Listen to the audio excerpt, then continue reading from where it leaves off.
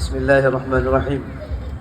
Assalamualaikum warahmatullahi wabarakatuh.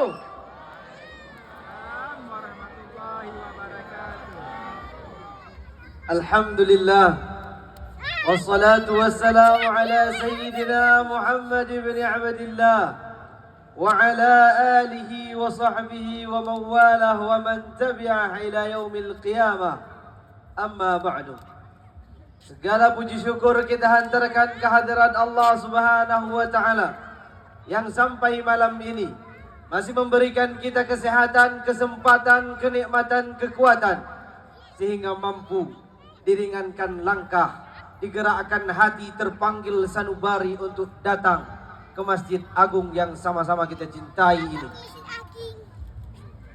Alhamdulillah. Kok lemas sekali? Ini safari Ramadan bukan safari Jawa. Alhamdulillah. Apa kabar Bapak Ibu, sehat? Alhamdulillah. Haba sehat? Bagus. Rame urunnya ya. Salawat berangkaikan salam sama-sama kita sanjung sajikan.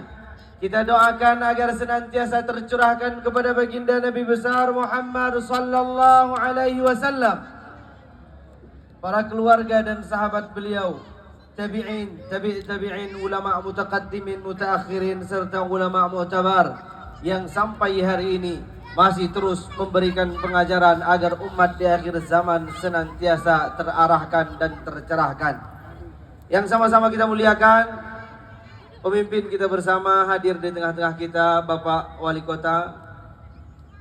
Kita doakan beliau semoga diberikan kesehatan, umur panjang, diamanahkan, dimudahkan segala urusan. Amin.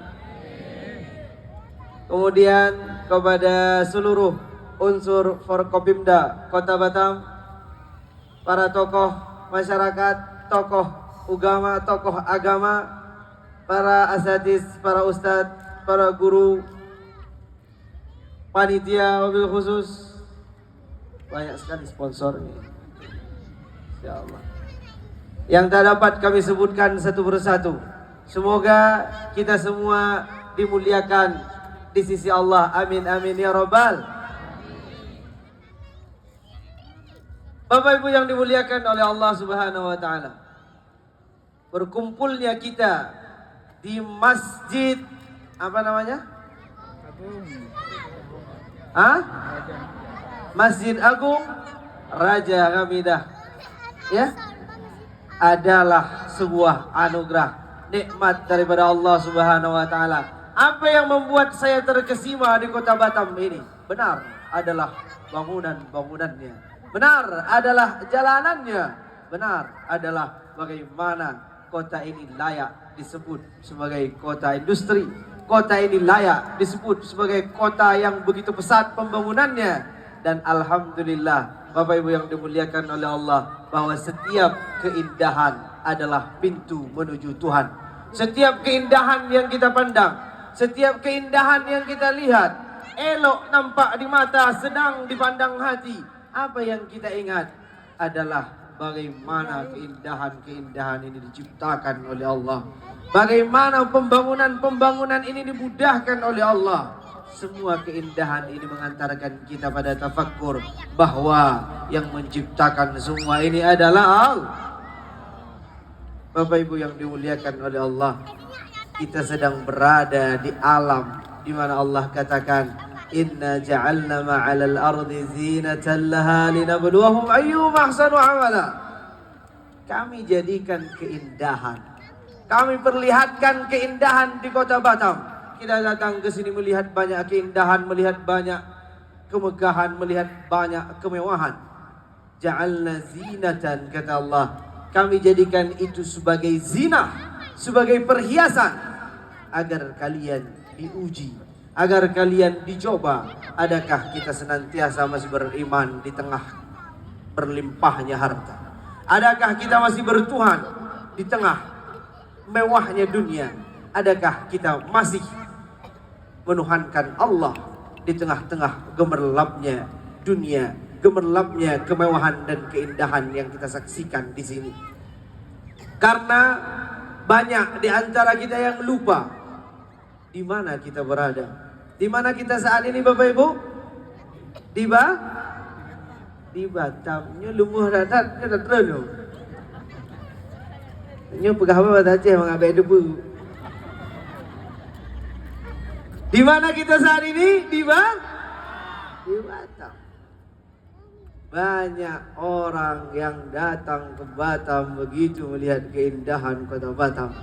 Begitu dia melihat bangunan, begitu dia melihat ketentraman di sini, dia lupa pulang. Bagaimana Bapak Ibu, ada niatan pulang? Masya Allah, diterima sepenuhnya oleh Bapak Wali Kota. Ini yang tidak biasa saya saksikan. Mari kita sama-sama memaknai kota Batam. Bapak Ibu yang dimuliakan oleh Allah, disambut bukan sebagai tamu, tapi diajak untuk menjadi tuan rumah. Di mana bumi dipijak, di situ langit dijunjung. Kalau kau saat ini berada di kota Batam, berkontribusilah, bermaknalah, bermanfaatlah untuk kota di mana tempat kalian sedang singgah, untuk kota di mana tempat yang menerima kita. Maka insya Allah keberadaan persatuan masyarakat Aceh di kota Batam memberikan warna, memberikan ciri khas, memaknai kota Batam, kota madani yang insya Allah dipenuhi dengan syariah. Amin amin ya rabbal. Bapak Ibu yang dimuliakan oleh Allah, kita saat ini sedang berada di bahasa Arabnya dunia. Kita menyebutnya dunia. Apa arti dunia? Dunia artinya rendah. Dunia artinya dekat. Dunia artinya sementara. Bahwa kemewahan-kemewahan yang kau lihat hanyalah bersifat sementara. Bahwa kemegahan-kemegahan yang terlihat hanyalah bersifat sebentar saja. Itulah disebut dunia. Dia rendah meskipun kau anggap tinggi. Dia sebentar meskipun kau anggap lama. Bagaimana Rasulullah SAW menjelaskan tentang dunia? Saya rasa perlu menjelaskan bagaimana dunia di tengah gemerlapnya dunia. Saya rasa perlu memandang bagaimana Nabi, bagaimana Allah bercerita tentang dunia saat kita melihat indahnya dunia. Kadang kita lupa tempat pulang, bahwa tempat kita bukan di dunia. Dunia dia hanya tempat singgah, dia tak kekal. Kita akan meninggal. Kita meninggalkan dunia atau bahkan dunia yang meninggalkan kita. Bagaimana kata Rasulullah SAW tentang dunia? Lau kanatid dunya ta'dilu janaha ba'udah ma saqa kafiran minha syurbata ma. Seandainya kata Nabi, dunia ini setara dengan satu sayap nyamuk. Seandainya dunia setara dengan satu sayap nyamuk, maka tidak ada yang diberikan makanan kepada orang-orang yang tidak beriman, kata Allah. Semuanya diberikan, kata Rasulullah, semuanya diberikan dunia. Dunia diberikan kepada semua orang. Dunia diberikan kepada semua manusia. Kau beriman, tak beriman, dapat dunia. Kau salat, tak salat, dapat dunia. Kau perhatikan perintah Allah, tak perhatikan perintah Allah, semuanya akan dapat nikmat dunia. Semua bisa jadi orang kaya, semua bisa jadi orang yang Masya Allah banyak harta. Semuanya bisa dihinggapi. Kenapa? Karena dunia di sisi Rasulullah SAW katanya bahwa menurut Allah dunia ini tidak sampai setara dengan sebelah sayap nyamuk. Maka seandainya dunia tidak sampai dengan sebelah sayap nyamuk, bagian sayap nyamuk yang mana yang membuat kita tergugah? Bagian sayap nyamuk yang mana yang membuat kita bertengkar dengan sanak saudara, keluarga, hingga bahkan melupakan perintah Allah? Banyak orang sikut-sikutan, banyak orang bertengkar tentang dunia hingga melupakan siapa yang menciptakan dunia. Dunia ini tidak setara dengan seekor sebelah sayap nyamuk, kata Rasulullah SAW. Bahkan dalam hadis yang lain dikatakan, ad-dunya sijnul mu'min wa jannatul kafir. Dunia itu adalah penjaranya orang beriman dan surganya orang kafir. Dunia ini penjara bagi kita. Banyak yang tidak bisa kita lakukan, banyak yang tidak bisa kita makan, banyak yang tidak bisa kita dapatkan. Itulah penjara, sifatnya terbatas. Datang seorang non-muslim, dia datang kepada seorang ulama, Al-Habib Abu Bakar Al-Aidrus Al-Adni. Apa katanya? dia ini non muslim tapi dia kekurangan harta. Sedangkan yang muslim ini orang kaya. Datang dia bertanya, "Wahai Habib, wahai Ustaz, kata nabimu dunia adalah penjara untukmu dan surga untukku. Lalu begitu kita melihat yang kaya engkau, sedangkan saya miskin. Mana penjaramu? Mana surgaku?" Apa kata Habib Abu Bakar Al-Idrus? Perhatikan bahwa saat ini meskipun engkau miskin, saat ini meskipun engkau melarat, jika dibandingkan dengan apa yang kau dapatkan di neraka nanti, ini adalah surga bagimu. Adapun bagiku, meskipun kekayaan ku dapatkan, meskipun kemewahan ku dapatkan, meskipun seluruh harta aku dapatkan, sesungguhnya jika dibandingkan dengan nikmat surga, ini adalah penjara bagiku. Artinya ada banyak nikmat yang akan didapatkan dan dijanjikan oleh Allah untuk orang-orang yang beriman. Sekurang-kurangnya kata Nabi, sekurang-kurangnya nikmat surga itu adalah 10 kali lipatnya dunia. Berapa Bapak Ibu? 10 kali lipat dunia. Itu bagaimana Allah bercerita tentang dunia. Wa'lamu annama al-hayatud dunya la'ibun wa lahwun wa zinatun wa tafakhurun bainakum wa takathurun fil amwali wal aulad. Allah bercerita bahwa dunia ini 5 saja isinya. Yang pertama adalah la'ibun, dunia yang begitu kau anggap serius, pagi, sore, siang, malam kau cari. Dunia yang begitu kau kejar mati-matian, sejatinya adalah la'ibun, permainan. Siapa yang paling mengerti permainan Bapak Ibu? Adalah anak-anak kita. Siapa yang paling mengerti tentang cara bermain? Adalah mereka. Maka lihat bagaimana mereka saat kita bawa ke pantai, dia bangun rumah dari pasir, dia lukis sebegitu rupa. Begitu tiba waktunya pulang, kita ajak, ayo pulang anakku. Dia pulang. Dia tidak sedih, dia tidak kecewa, karena rumah yang dia bangun tadi dia tahu itu hanyalah permainan. Dia tahu pantai adalah tempat singgah dan dia harus pulang ke rumah. Begitulah kita. Silakan bangun bangunan semewah-mewahnya. Silakan bangun rumah sebesar-besarnya. Tapi bila tiba waktunya pulang-pulang, bila tiba waktunya pergi-pergi, bila tiba waktunya hilang-hilang, tak ada yang bisa kita jaga, tak ada yang bisa kita cegah. Jika Allah sudah sampaikan waktunya pulang-pulang, waktunya pergi-pergi, bagaimana kita mau menahan? Banyak musibah, banyak bencana tidak diinginkan dan sudah pasti tidak direncanakan. Namun jika dia datang, semuanya diluluh lantakkan, semuanya dihabiskan. Maka semuanya yang kau simpan akan usang, semuanya yang kau makan akan busuk. Tak ada yang kekal. Ma indakum yanfad wa ma indallahi baqin. Apapun yang kau habiskan di sisimu, semuanya akan hilang, semuanya akan habis. Adapun sesuatu yang kita infakkan di jalan Allah, yang kita titipkan di jalan Allah, itulah yang kekal. Apa yang menjadi milik kita adalah apa-apa yang kita sedekahkan, apa-apa yang kita titipkan, apa-apa yang kita berikan kepada orang-orang yang membutuhkan. Itulah dunia, kata Allah. Annamal hayatud dunya la'ibun. Yang kedua adalah dunia itu lahwun. Dunia itu adalah perkara yang sia-sia. Perkara yang sia-sia. Nyo lagi ada pegahaba gero deh. Bapak Ibu yang dimuliakan oleh Allah, Munyujid bercerita lu cukup betul loh bukan? Tapi Masya Allah, begitu melihat semangat permasa, hilang lelah, hilang letih, yang tersisa hanya lapar. Nyokan kode, tapi insya Allah. Masya Allah, tabarakallah. Luar biasa Bapak Ibu yang dimuliakan oleh Allah. Yang kedua adalah dunia itu lahun. Dunia itu sifatnya adalah sia-sia. Banyak perkara-perkara yang tidak bermakna yang dilakukan dalam dunia.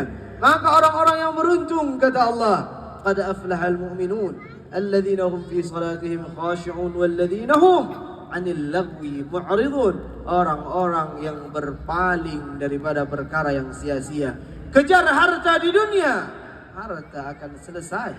Maka apa? Siapa orang yang cerdas yang hidup di dunia? Kata Nabi, Al-Kayyis man dana nafsahu wa amila lima ba'dal maut. Orang yang cerdas itu adalah orang-orang yang menundukkan hawa nafsunya dan beramal untuk setelah maut, yang beramal untuk setelah kematian. Kata guru-guru kita, siapa orang yang pintar itu? Orang yang hidupnya sekali tapi bermanfaat untuk dua kehidupan, kehidupan di dunia dan kehidupan setelah mati. Bagaimana menjamin kehidupan setelah mati? Hiduplah dengan cara yang baik agar kita mati dalam keadaan baik. Matal mar'u ala ma 'asha alaih, kata Nabi. Seseorang itu akan mati tergantung bagaimana dia hidup. Seseorang itu akan wafat tergantung bagaimana ia habiskan aktivitas-aktivitas saat dia di dunia. Maka orang-orang yang beruntung adalah orang-orang yang menghindari hidupnya dari perkara yang sia-sia. Kata Nabi, min husni islamil mar'i tarkuhu ma la ya'nih. Sebagian daripada tanda agama kita ini sudah bagus, Islam kita ini sudah elok adalah saat kita meninggalkan perkara yang sia-sia. Adapun yang ketiga, annamal hayatud dunya la'ibun wa lahwun wa zinah, adalah perhiasan-perhiasan yang kita lihat. Apa kata Allah tentang perhiasan? Wa inna laja'iluna ma 'alaiha sa'idan juruza.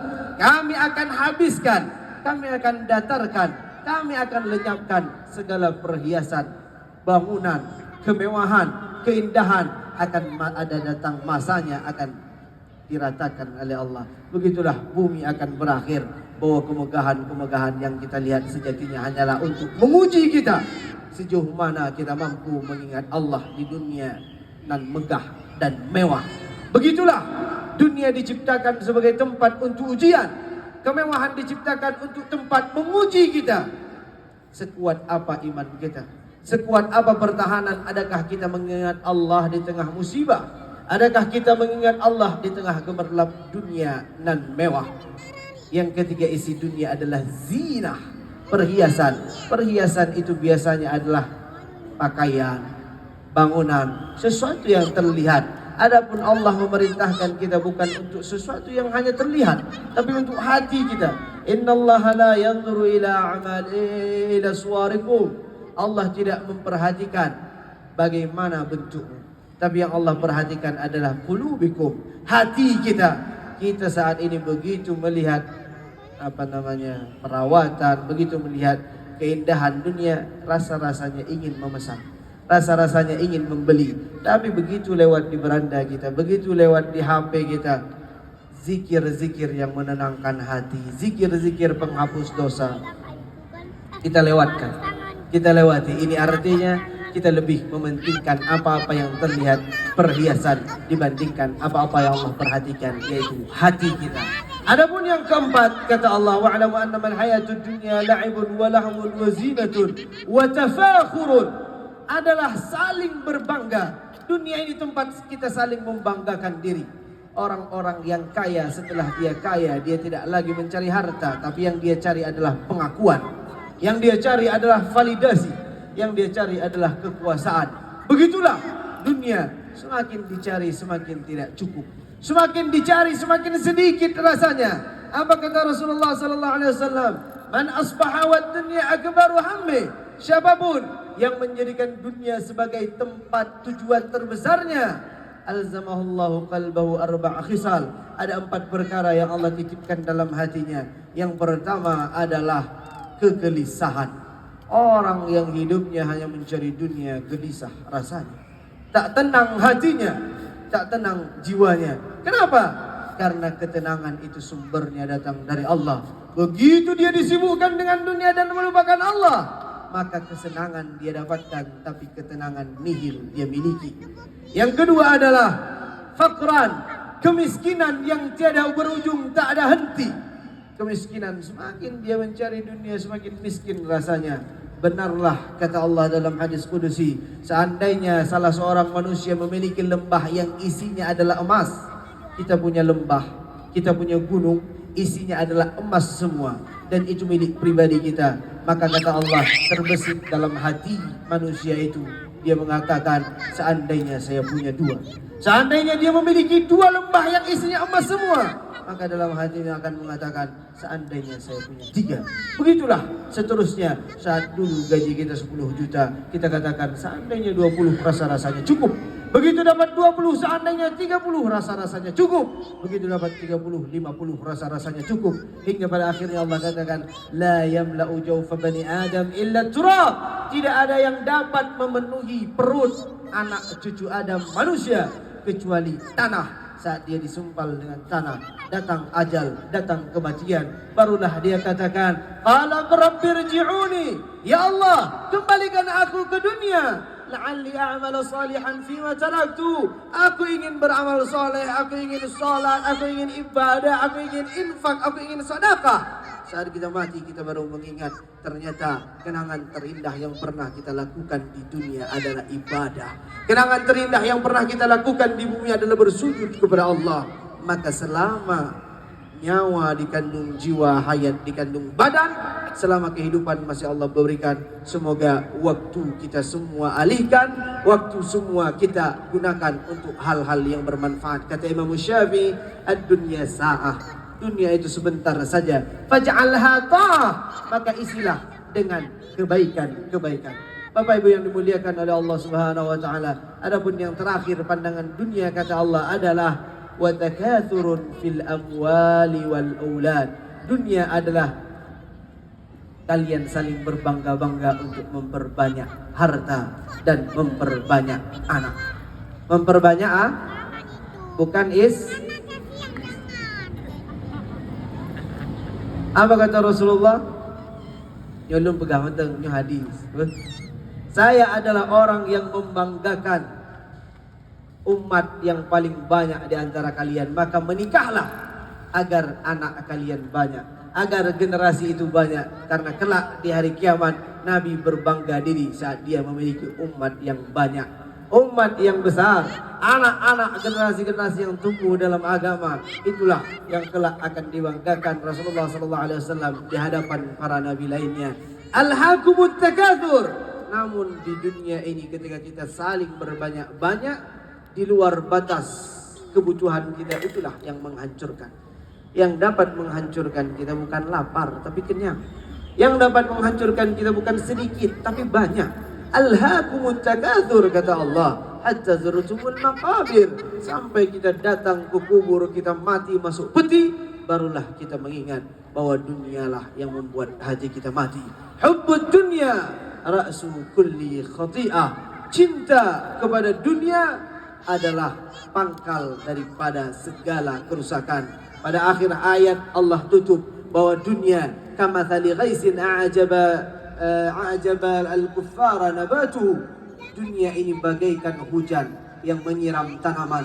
Tanaman itulah yang indah di pandangan para petani, yang indah dilihat pandangan mata. Thumma yahiju, namun kemudian tumbuhan itu akan membusuk, tumbuhan itu akan tua, menua. Fatarahu musfarran, kamu akan melihat dia mengering, dia menguning, hingga akhirnya yakunu hutama, hingga tumbuhan itu hancur lebur. Begitulah dunia, dari tidak ada bangunan kemudian dibangun bangunan-bangunan yang indah. Kita melihat sampai bahkan kadang melupakan Allah, hingga pada akhirnya dihancurkan kembali bangunan-bangunan ini. Karena sejatinya kita tidak bertempat di dunia, kita hanyalah singgah. Dunia ini sementara, kata para ulama, bagaikan jembatan yang indah. Dunia itu bagaikan jembatan untuk menyeberang menuju akhirat. Seindah apapun jembatan, tidak ada yang menjadikannya rumah. Seindah apapun jembatan, tidak ada yang membangun tempat tinggal di sana. Dia hanya singgah. Nikmatilah sejenak, nikmatilah sementara, nikmatilah, pandanglah bagaimana keindahan dunia. Namun jangan pernah lupakan bahwa tempat kita semua adalah, tempat kita berpulang adalah akhirat. Semoga kita semua berakhir dalam perjalanan menuju surga. Amin amin ya rabbal. Bapak Ibu yang dimuliakan oleh Allah, tanpa terasa kiranya sudah sampai di akhir penghujung acara. Alhamdulillah, setengah jam terlewati. Semoga ini menjadi kenang-kenangan bahwa kita pernah berkumpul di dunia, dan semoga Allah kumpulkan kelak kita di surganya. Amin amin ya rabbal alamin. Lebih dan kurang saya mohon maaf. Billahi taufiq wal hidayah wal ridha wal inayah. Thumma assalamu alaikum warahmatullahi wabarakatuh.